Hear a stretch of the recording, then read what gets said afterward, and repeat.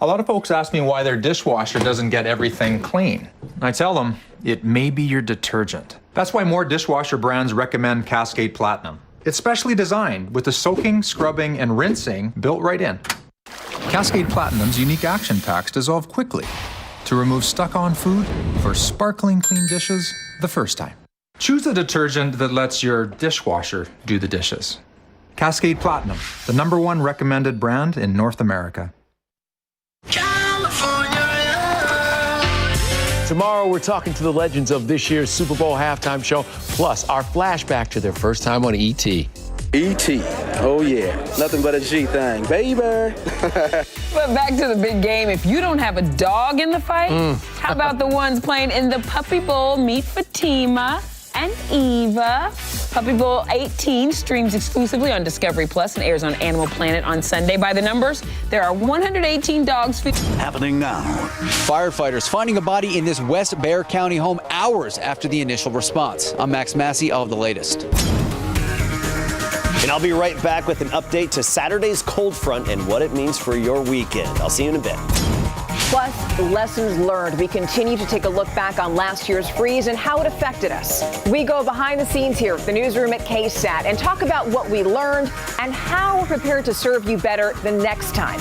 The news at 5 starts right now. First at 5, a fire that went from harmless to tragic on the far west side. A body found in a burned out home in the 9800 block of Misty Plain Drive. Yeah, that fire started just before 7 this morning, but as Max Massey shows us, they didn't realize the fire was deadly until hours later.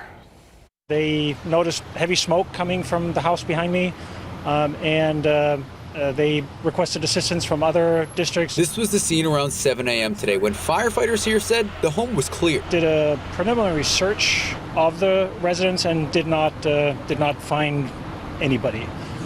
However, later a more thorough search, which is protocol, was conducted. And during that more thorough search, they did find a body, a deceased person. Neighbors say the person who lived here did collect a lot of objects. Firefighters tell us that may have made it difficult for the response. What I was being told from the folks who were actually inside, and they said what they found appeared cluttered, and it gave them trouble entering the house, so they had to force entry, which in these types of scenarios always adds, it makes the firefighting effort itself difficult. We are told, though, the initial response followed a standard operating procedure. Right now, we're still waiting to learn the identity of the person who died. There's a homeowner who is currently unaccounted for. I spoke to neighbors on the street. They didn't want to go on camera, but they did tell me it was a terrifying situation this morning. And to know that someone died in the house makes it even worse. Right now, loved ones standing outside that house, grieving, emotionally distraught. As for the investigation, firefighters still trying to figure out what exactly happened. Max Massey, KSAT 12 News. A shootout at an East Side apartment complex ends with 2 people wounded, including one person who had nothing to do with it. The San Antonio Police Chief William McManus telling us that it started around 1 this afternoon. It was at the Rosemont at Highland Park Apartments. It was in the parking lot. According to the chief, a man in a black Camry was shot at by someone inside a car carrying 6 people. The driver of the Camry left the scene. The second car followed him, and that's when the gun battle began. The multiple shots fired. One person inside that car of 6 hit 3 times. Another bullet went through a wall and hit a man in his stomach as he was in bed. That man in stable condition. The man hit 3 times in the vehicle is in critical condition. The driver of the Camry stopped a few blocks away on Gevers and Grigsby. The other car was not located. The search continuing for a shooting suspect. San Antonio police say 2 people got into an argument at an apartment complex off of Loop 410 and Bandera Road around noontime. At some point, shots were fired. 1 person was hurt. They were taken to the hospital. That suspect, though, got away. We're still working to learn the name of a woman killed in a crash on Highway 90 this morning. It happened about 7:30. The Bexar County Sheriff's Office says the woman hit the back of a truck as it was exiting a neighborhood. She was thrown from her vehicle and died at the scene. The other driver is okay. That highway was reopened. A 17-year veteran with the San Antonio Police Department now facing DWI charges. Officer Rosemary Caudillo was arrested last night along Loop 410 and State Highway 16.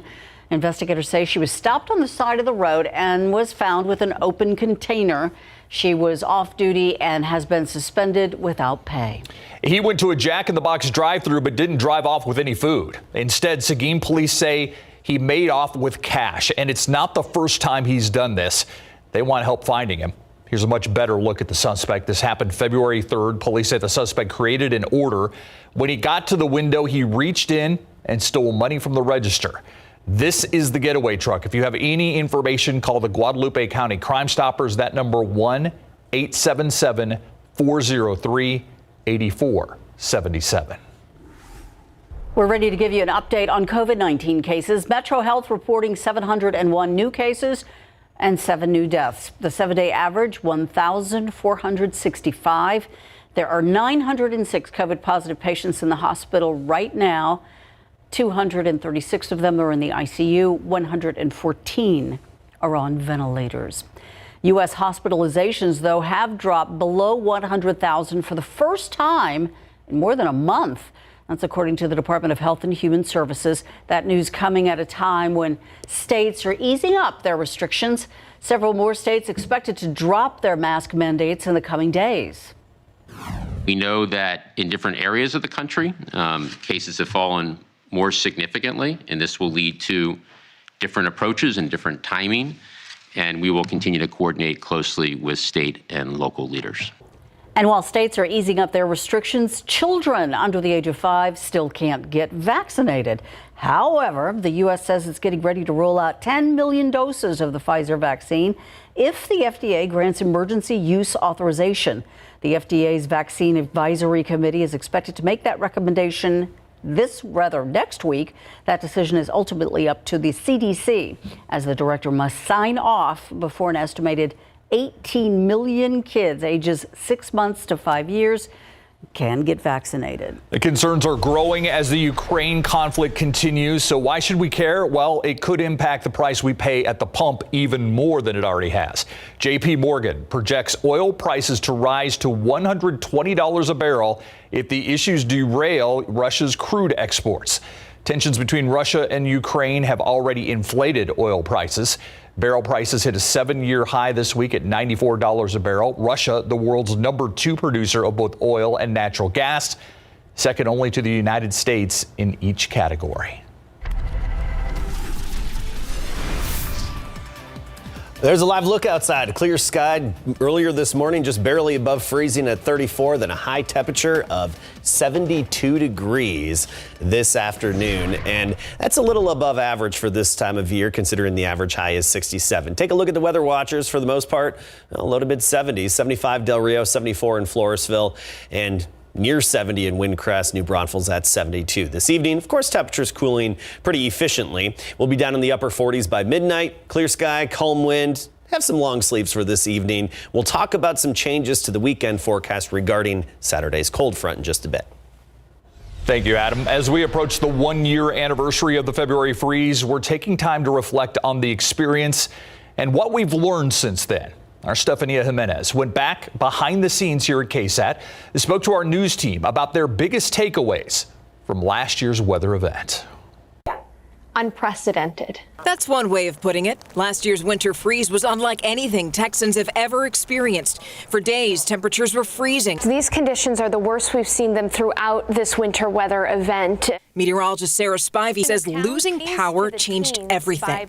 If we had maintained power through this event, we'd have a few busted pipes and we'd had some dead plants out there, but people would have been safe indoors and comfortable. Assignment editor Todd Stricker has been with KSAT for 30 years, so he's seen a fair share of disasters. But there's one thing about last year that still bothers him.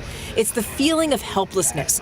It's the people that call and my parents are without power and they're out of food and we don't have any way to get to them and we can't find anybody to get to them. That's the part where it really starts to affect you. The freeze solidified Sarah's strategy when it comes to guiding people through weather events. She's committed to focusing on the 4 Ps: pets, plants, people, and pipes. Make sure your pets have a warm place to stay. Your plants, bring them in or cover them up.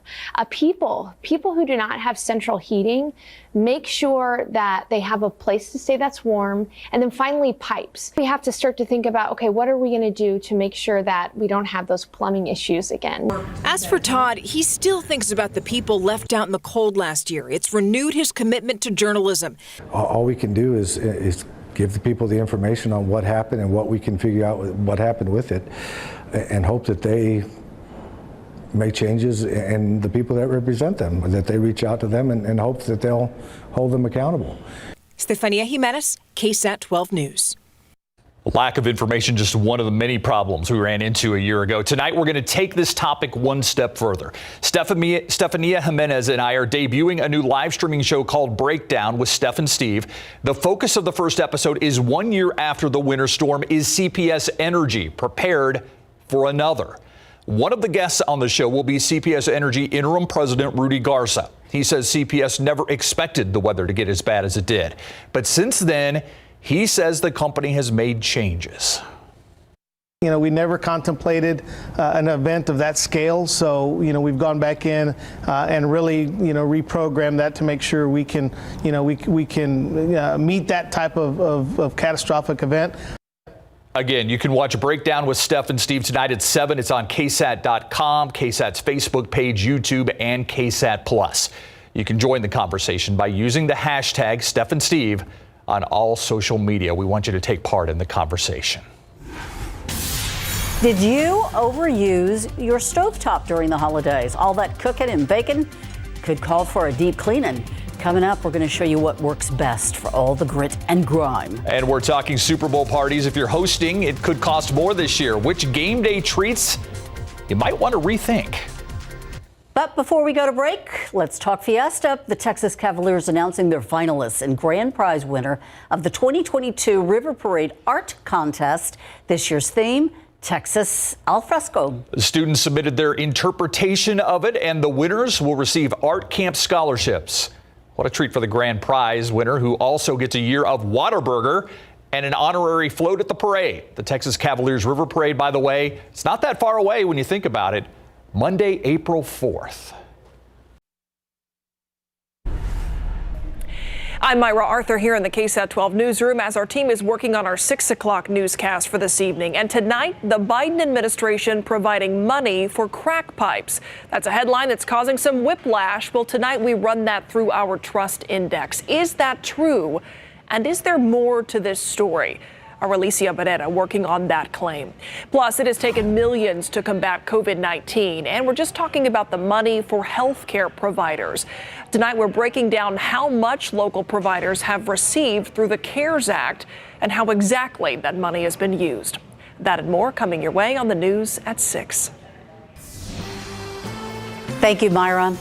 Grilling up burgers this Super Bowl Sunday, then expect to pay more for them. Wells Fargo says all those game day treats are up about 14% compared to last year. And ground beef prices up 13%. You can opt for hot dogs instead and pay less. Those prices are down. Beer and wine won't cost much more. They're up about 4%. And the sodas that'll get you through, they are up 12% from 2021.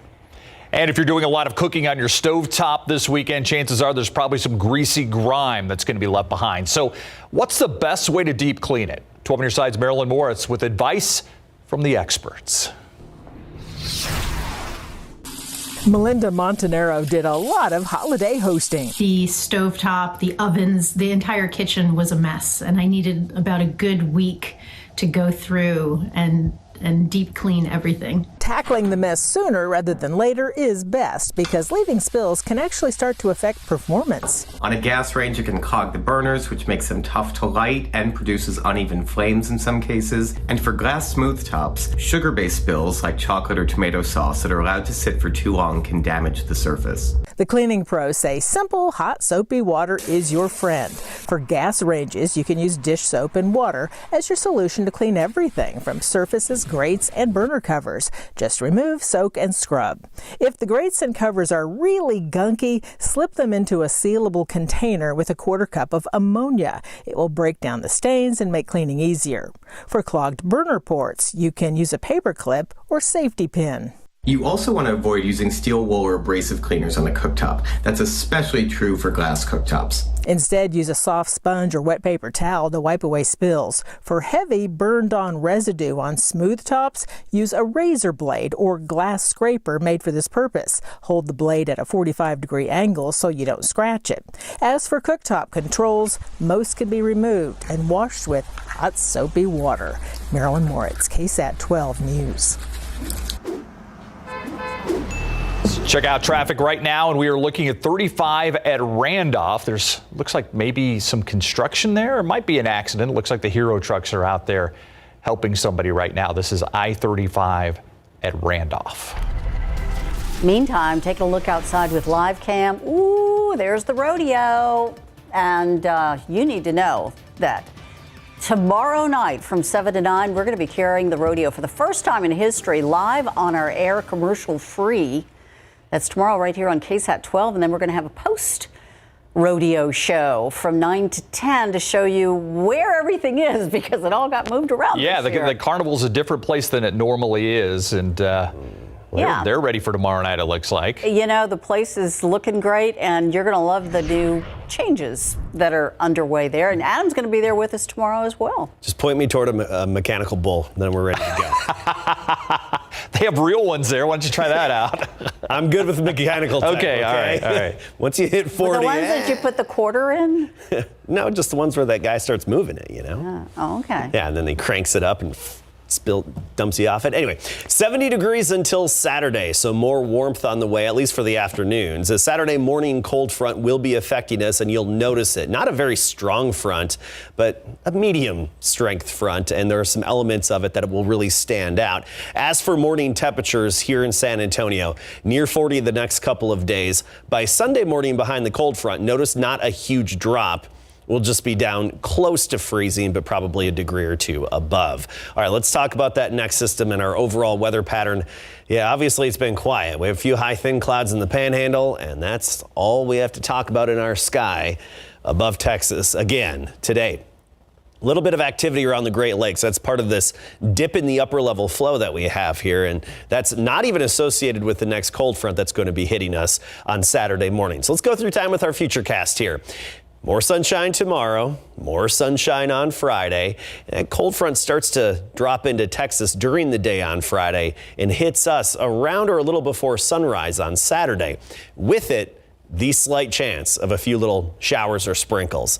Really about a 10% chance, and if we do see any, maybe just a few hundredths of an inch of rain, and that's about it. The main headline, I think, behind this front is going to be the gusty wind throughout the day on Saturday. So if you're venturing out or if you are going to the rodeo, it's going to be windy. We'll probably have some wind gusts, I think, between about 30 and 40 miles per hour. So you're not even going to notice the wind tomorrow and Friday. But by Saturday, notice that spike in the forecast there on that line graph. Wind gusts between 30 and 40 miles per hour. So that's the most noticeable change with the next cold front that's coming our way. Right now we're at 71 degrees, dew point at 27, so we have that dry air in place. And the dew points aren't going to change much in the days ahead. You will notice a little bit of humidity into next week, but through the weekend, you're not going to notice any changes. And temperature-wise, across the state, mostly 60s and 70s. Fairly similar temperatures. Canyon Lake, you're 69, Castroville, 72, 71 measured at Randolph's Converse area, 64 though in Helotes. And tomorrow I do think we'll start the day closer to 40 degrees here in San Antonio. Then a high temperature, again, right around 70, making it to 71. Wall-to-wall sunshine tomorrow, really more of the same. Long sleeves in the morning. By the afternoon, you can be in shorts and short sleeves and be just fine. And more specifically, tomorrow morning, about 36 in Hondo, 34 Kerrville, even Canyon Lake, about 39.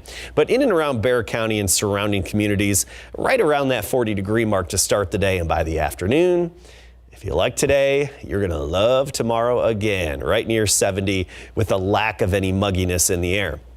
Saturday morning, that's when the cold front hits. A gusty Saturday, that's the main headline here.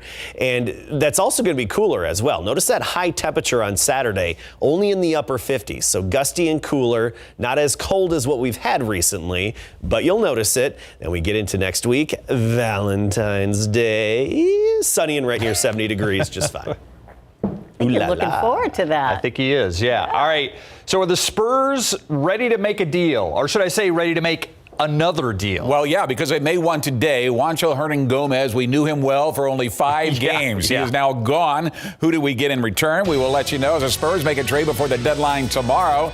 And how did DeJounte Murray find out he was an all-star? Coming up.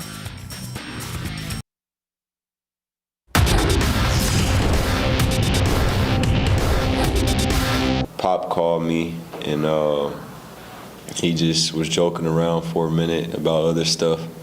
And then he just told me that, I'm going to Cleveland, I'm an all-star, and I just broke down with my family, broke down crying with my family. And that's how DeJounte Murray found out he was headed to the NBA All-Star Game for the first time in his career in big board sports. But first, San Antonio Spurs will have all of their players available for the first time this season as they tip off their A-game rodeo road trip tonight in Cleveland. That's after Zach Collins came off the injured list last week, suited up for the first time since 2020 following 2 foot surgeries. And now Jock Landale is available tonight after missing 2 games in the NBA's concussion protocol. But the big question is, how long can the present members of the Spurs stay together with rumors of deals in the works from everyone from Thaddeus Young to Jakob Poeltl to even DeJounte Murray, with a trade deadline set for tomorrow? During this morning's shoot-around in Cleveland, the Spurs guard Derek White was asked, how do the players handle this hanging over their heads? It's kind of crazy, especially nowadays, because everybody kind of is on the trading block according to Twitter. So you just kind of just going through the day. What happens, happens. I mean, we understand it's a business at the end of the day, but we love everybody in this locker room and like having everybody around. All right, and just as he speaks, the Spurs have executed at least one trade today involving the Utah Jazz, the Portland Trail Blazers. The Spurs are sending Juancho Hernan-Gomez to the Jazz as part of that 3-way deal. Here's a look at it right now. The Spurs in return get guard Thomas Satoransky and a second-round pick, and there's a look at the rest of the deal as well. Satoransky, by the way, was just traded to the Blazers a couple of days ago. You heard now DeJounte Murray found out he was going to be an all-star from Pop, an emotional moment for the 6-year veteran who missed the entire season back in 2018-19 after tearing his anterior cruciate ligament in his right knee in a preseason game against the Rockets. All his hard work paid off as he is now one of the premier point guards in the league, who's about to break the Spurs record for the most triple-doubles in a single season when he hits 15. Just one triple-double away. Has it hit him yet that he is an NBA All-Star? It's crazy. It's so crazy. It's so crazy. I swear it's crazy. It's definitely hit me, but not as much as I say that it should. I'm still like halfway like, nah, this is a dream, and the other half like, nah, it's real. Congratulations to DeJounte, and the Spurs tip off the rodeo road trip in 40 minutes. Good luck to them. So let me get this correct. The Spurs traded for a guard. Yes, they did. Another guard. Yes, they did, but they have now more to trade for later. That's what I'm tomorrow. thinking. Maybe there's another. Oh, yeah, I think so. Shoot a fall. Yeah. Mm-hmm. Yeah. Thanks, Greg. We'll be right back. A reminder, don't miss the first episode of our new live streaming show called Breakdown with Steph and Steve. It's tonight at 7. We're talking 1 year after the winter storm. Is CPS Energy prepared for a repeat? You can watch on all of our streaming platforms and join the conversation with hashtag Steph and Steve. Hope you'll join us. Thanks so much for watching the News at 5. World News up next. See you back here at 6.